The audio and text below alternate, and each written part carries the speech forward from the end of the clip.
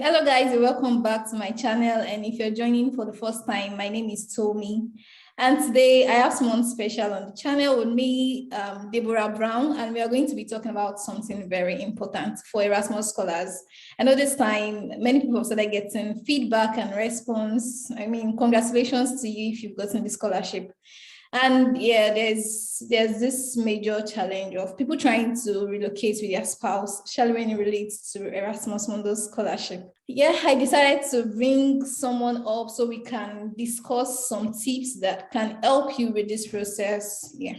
And yeah, there's a disclaimer, very, very, very important. We don't work with Erasmus and we don't work with any immigration service. We are also students like you. We are also Erasmus scholars, and we just thought to put together some tips that might help you in the process. So be guided. So Deborah, would you like to introduce yourself?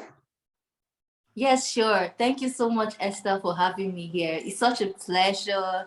My name is Deborah Brown Maje Kodumi, and I am Nigerian and very African. Yeah, and I'm actually an Erasmus student currently in my final semester, and I am studying for a master's in international humanitarian action. Professionally, I'm a humanitarian focused on gender and disability inclusion, and that's pretty much the summary about who I am.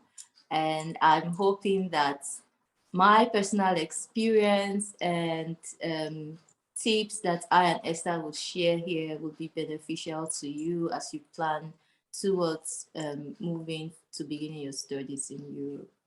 Yeah, thank you, Deborah. Like, it's so nice to have you. I'm so excited to have you, really. So let's go straight into the business of the day. One of the major challenges that a lot of people had was getting the process of relocating with their spouse. And even till now, some people have not been able to get their spouse over because of the peculiarity of the program. You know, the Erasmus mobility, you have to move from one country to the other from time to time. So it's not always that straightforward.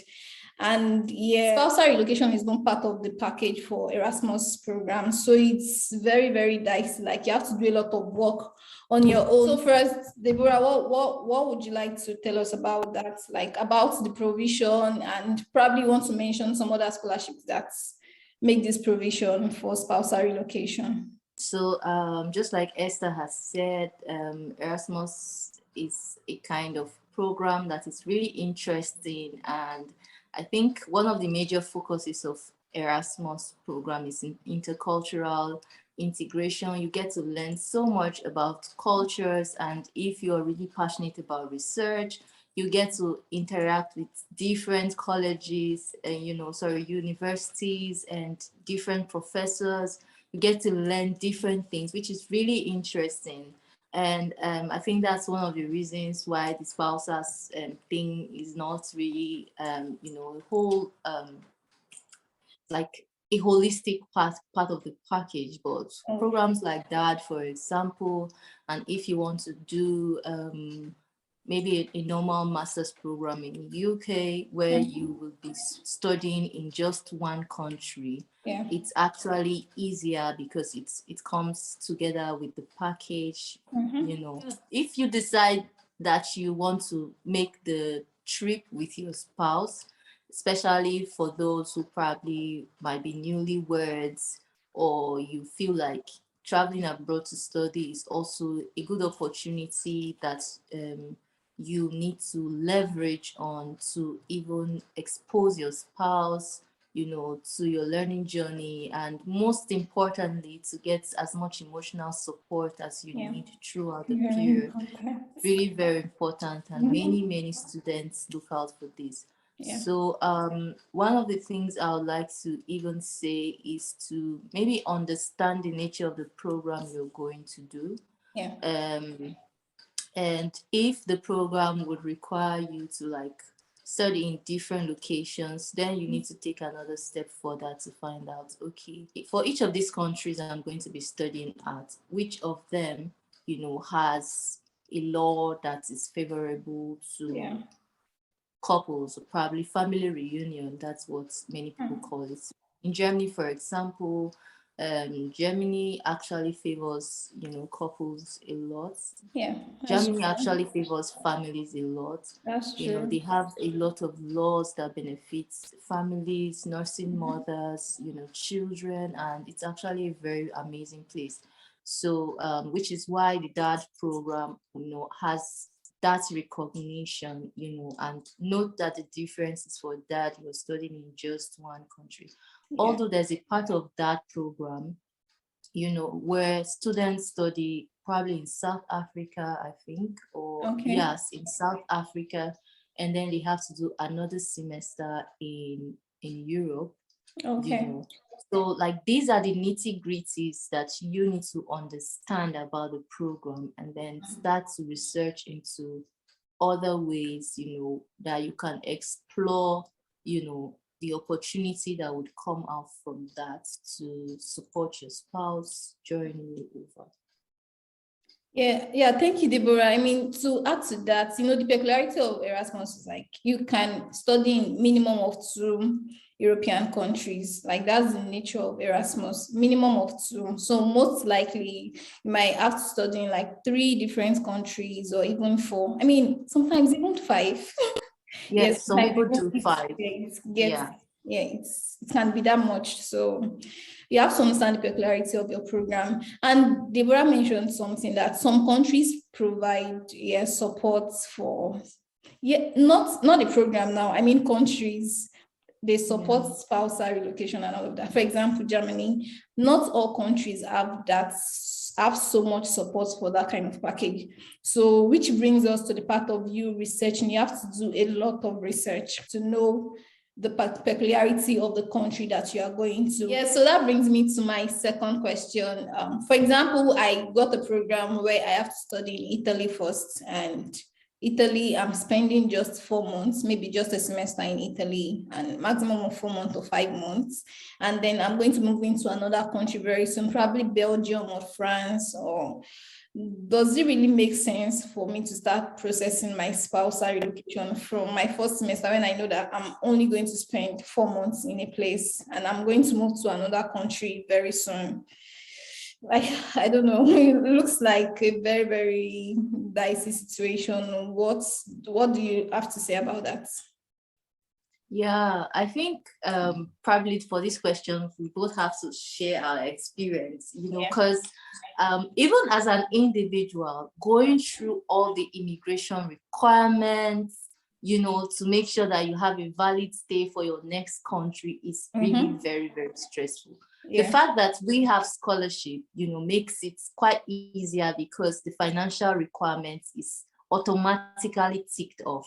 Yeah. But I have some classmates who probably are like self-funded, and then they have to meet up with the financial obligation for getting a visa, in the next country. Imagine you do that for 2-3 countries, with your spouse.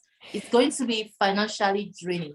Yeah. So on the top of my head, now this is just us sharing our personal ideas, just to help you. On top of my head, I would think that, okay, if, for example, your first mobility, can allow you to have your spouse there, once your spouse gets there, because your first mobility normally would probably be like your home.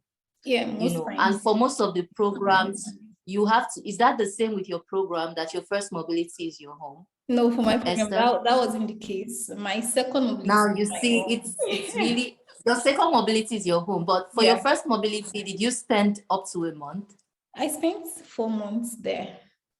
I mean, I had and it's not your home. I had my full first semester there, and that was not my first.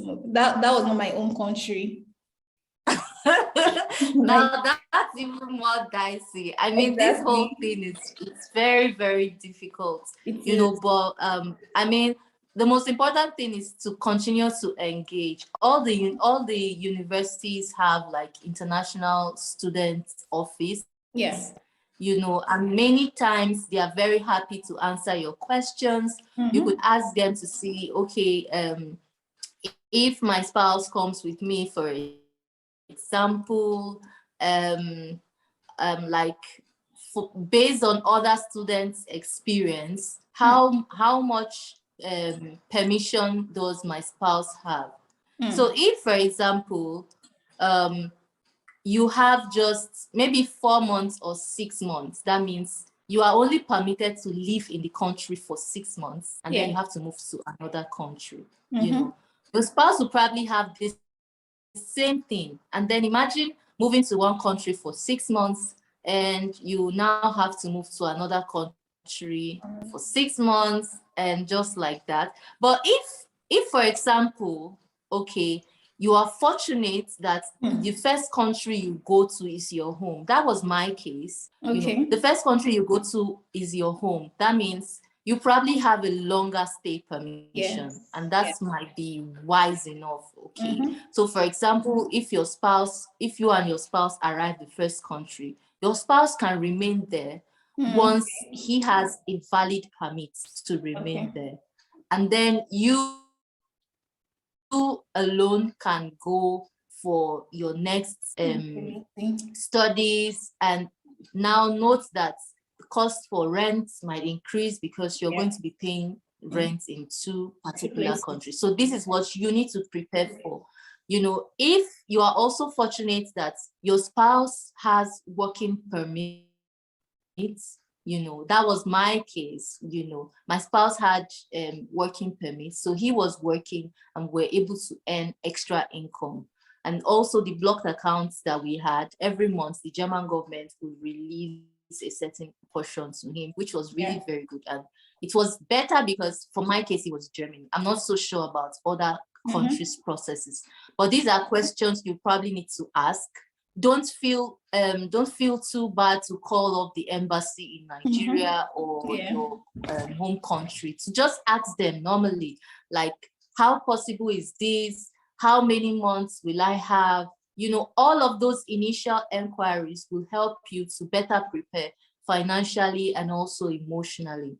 So if you both are within Europe, and if your case is similar to mine, that you can have like a longer stay time, you know, you alone can go for your other semesters, because if you're living within Europe, it's very easy to travel. So anytime you want to visit your spouse, you can easily just pick a train or get a flight and then visit and then go back to studying. So for every case is very unique. So it's so difficult for someone to tell you that, oh, this is possible or this is not possible.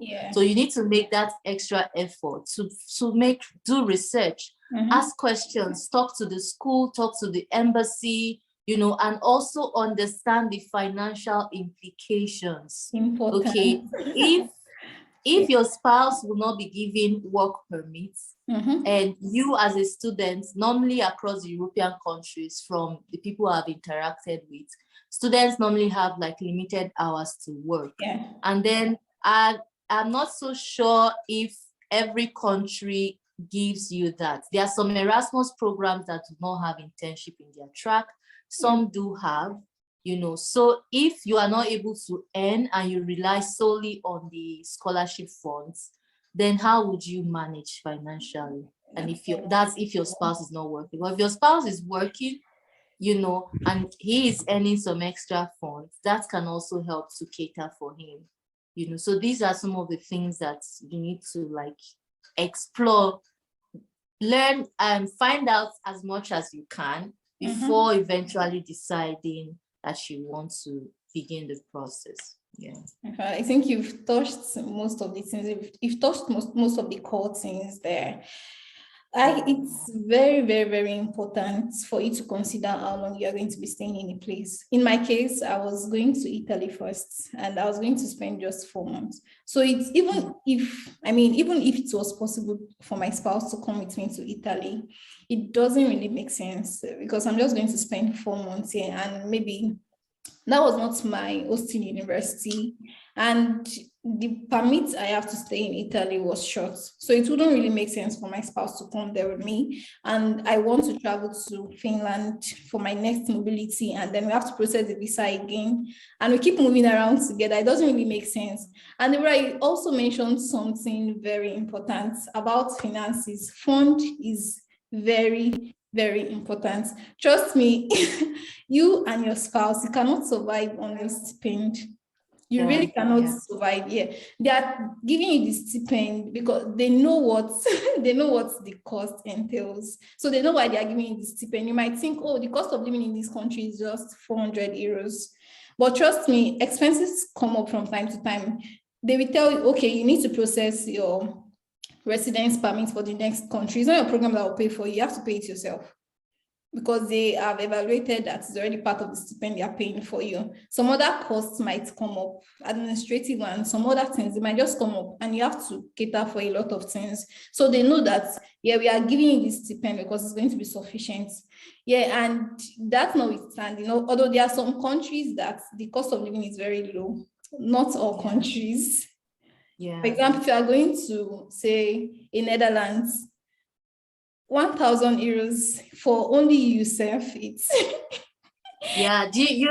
I had my second mobility in the Netherlands. That's true. Yeah, I also did my internship in the Netherlands. It's such a beautiful place. I mean, the people are so warm and nice, but the money. It's all about the money. Yeah.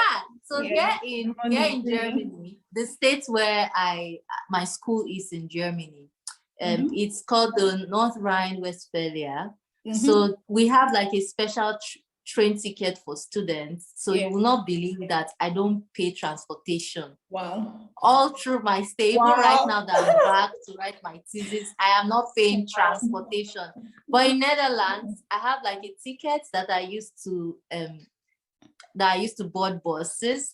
So I need to like load the card, with money. And every time I have to go out, I need to make sure that I have transportation. If I'm traveling in the city, I have to buy train tickets. But in Germany, because of where I stay, not everywhere in Germany has this. Because of where I stay, it's totally free transportation. You just need to have the ticket provided by your university, and then go with your ID card physically, and you can take transportation to anywhere in the States. Wow. That's really cool. Yeah, so the cost of living in all the countries are actually totally different. In Italy, I can, if I'm prudent enough, I can survive on less than 500 euros in a month, including my house rent and feeding. But here in Finland, I think now the money I spend on feeding every month is like times 2 of what I was spending when I was in Italy. So yeah, you have to consider that. Forget that generalization that, oh, you and your spouse can survive. 1,000 euros is a lot. It's not a lot. The cost of living is high, so you actually need a lot of money. And yeah, Deborah also mentioned something very important: your spouse getting a work permit. So it really does not make sense that your spouse will have to come and do nothing. So you have to be very sure, it's part of the research you have to do, very sure that your spouse can work in whatever country. Like your spouse will be able to apply for work permits. If your spouse will not be able to apply for work permits, well, in my opinion, I think it really does not make sense that your spouse is just going to come and then you could be looking at yourself. Yeah, I really feel that does not make sense. So you really have to check that out. So still on the work permit for your spouse, I know most European countries are not English speaking. And this can, even for students that you have limited hours to work as a student, it can be a bit challenging to get a job because you don't speak the local language. So not to talk of your spouse coming, even if the country gives a work permit. And if it is not a tech job, because most tech jobs, maybe they won't really require you to speak English, but for most other jobs, even some countries, even if it is a tech job, you are required to know the language. So like, how do you think people can navigate this when the country is not English speaking? I mean, it can be more difficult to get job that way, even for their spouse. So what do you think about this? Yeah, Esther, I have to be very honest with you. There's no way to navigate. You have to speak. Oh no. It's such a hard truth. The truth is, as much as we feel comfortable speaking English, people who do not have English as their first language feel more comfortable speaking their local language. And it's so difficult to have a job where you would not want to interact with your colleagues, or you would not want to read documents, or you don't even want to exchange. I mean, the reason why you're in Europe is for cultural exchange. So you need to have that integration. For my spouse, he focused solely on the language in our first year. He gave it his all, and right now he speaks German language so well. Wow. And also he got a job because I told you he had full-time working permit. He was working full-time, and while he was working, he had the chance to practice his German language skills a lot. So he was speaking with his colleagues and all of that.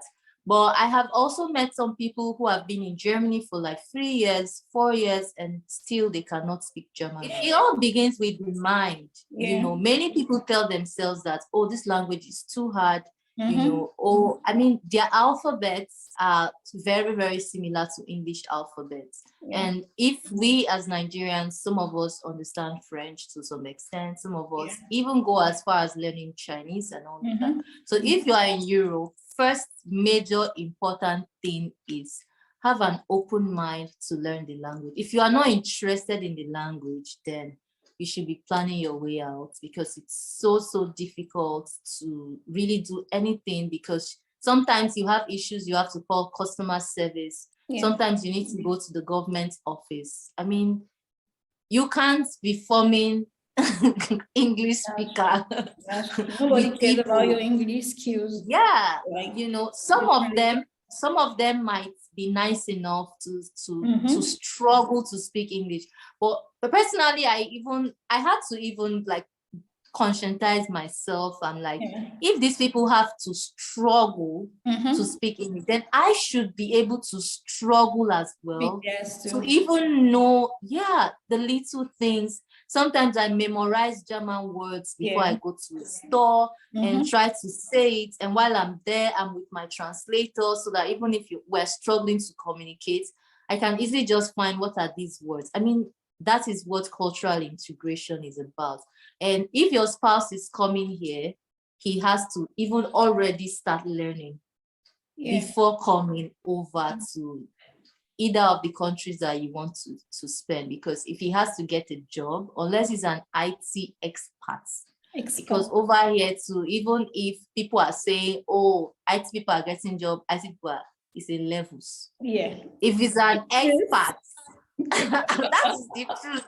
If he's an expert, very true, then fine and good, he can start applying for jobs. I think we didn't even mention this job thing, because job is also another way a lot of Nigerians get, into Europe with their spouse.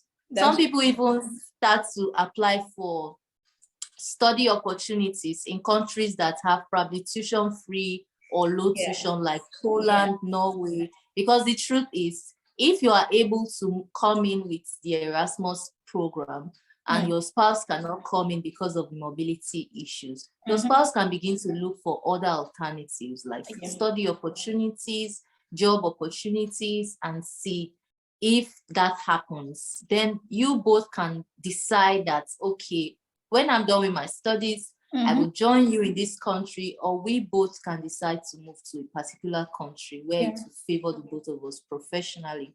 And I think that's also a very good arrangement that can be done. Thank you, Debbie. Like, that's just one other important thing. Like, you have to be prepared for other options. It's trust me, it's really not easy, because I actually know a lot of people right now. They've been trying it since we started the program until now.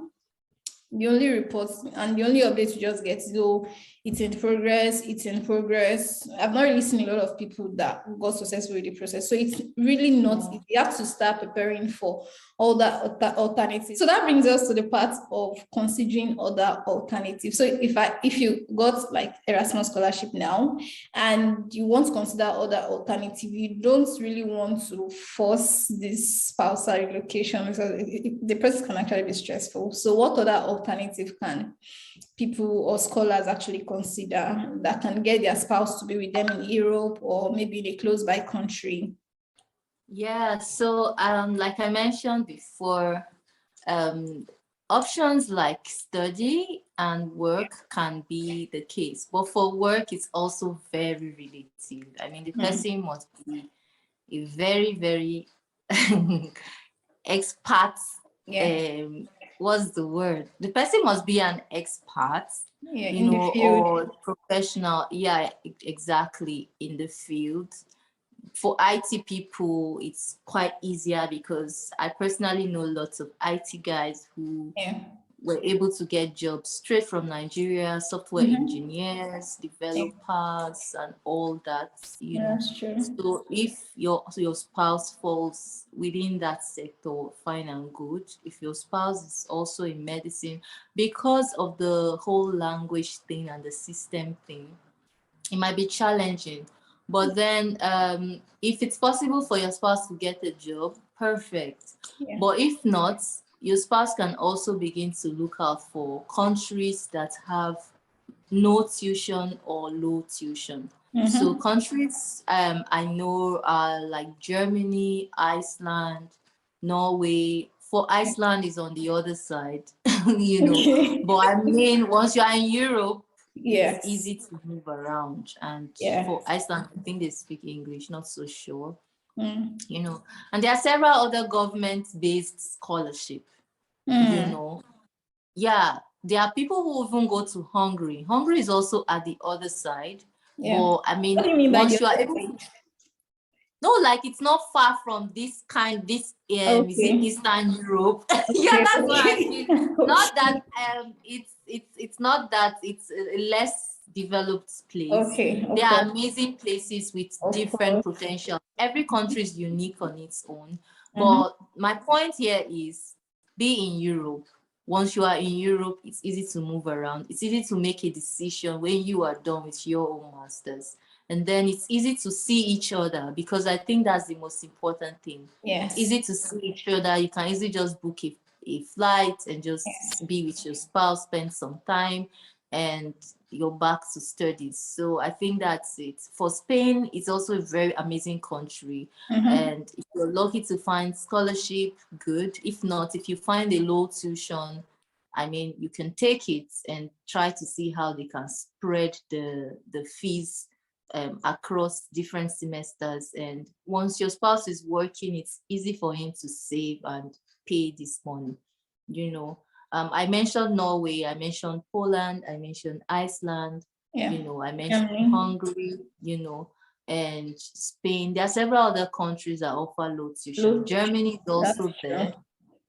For Germany, you can find free, right? Germany is free. Yeah, it's free. It's free, but there are some courses that you have to pay, not a lot. Or you pay something small. For some courses, you pay just the semester fees, which is like 300 euros. It's almost like nothing, So everything still boils down to money and planning. Of course. So you need to be able to plan for your future. For those who have children, is also another level of caution. I don't know if you want to go into that right now. I don't think you want to maybe some other time, because that's another discussion on its own. Exactly. In fact, you've touched the most important points. You really don't, if you are trying these other options, you really don't have to be exactly the same country with your spouse. Your spouse can try out other countries. This is Europe, right? And Schengen visa makes things really easy.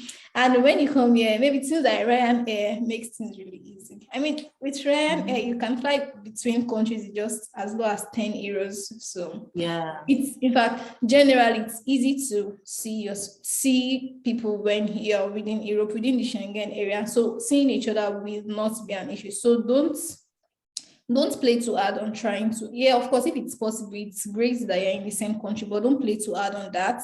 You can work towards in different countries within Europe, so it's easy to see each other, as long as that's what is important. And then you have to put in a lot of planning, like into the whole process. And this matter of having kids involved, That's another discussion for another day. We really don't want to go into that now. Okay, so I think that's basically the tips that we have for you for now. And I really hope you guys will find this helpful when trying to relocate with your spouse for Erasmus, as an Erasmus scholars, and even some other kind of scholarship. So yeah, just to summarize, we've mentioned considering the length of time you have to spend in the country you are going to, finding out the immigration rules for spousal relocation in the country you are going to, try to see what the international office of your host university can do for you. Consider if the country is English speaking, will it be easy for your spouse to get a job? Fund is very, very, very important. Also consider, will your spouse be able to work? Very important. Yeah, and your spouse can also consider taking language courses. Yeah, and again, we also mentioned that your spouse can try other options like applying for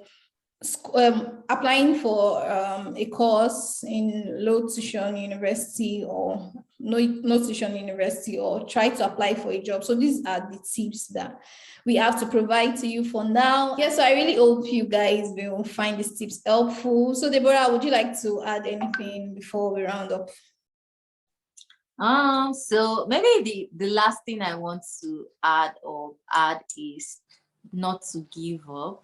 Yeah. We know how stressful and devastating this can be. But if this is something you really want for yourself and for your family, for me, I just got married, and I really wanted to start my family life in Europe, and also use this as an opportunity to build professional experiences in Europe.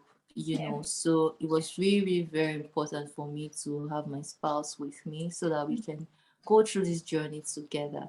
And we had the faith that somehow it's going to come true, and it cost us so much money, and we were able to financially plan towards it. And I believe it can work for you too out there who's trying to do this.